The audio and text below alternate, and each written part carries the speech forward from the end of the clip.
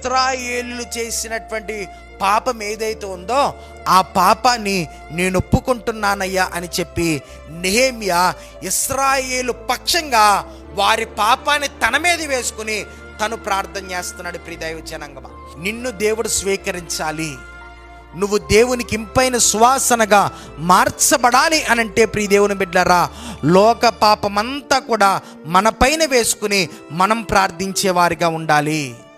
యేసు ప్రభు మన పాప భారమంతా కూడా ఆయన పైన వేసుకుని ఆయన పాపిగా మార్చబడి మన కొరకు ఏ రీతిగా సిలువ వేయబడ్డాడో మనము కూడా ఆ రీతిగా లోక పాపమంతా కూడా మన మీద వేసుకోవాలండి. వారు చేసినటువంటి తప్పులను మనం ఒప్పుకోవాలి.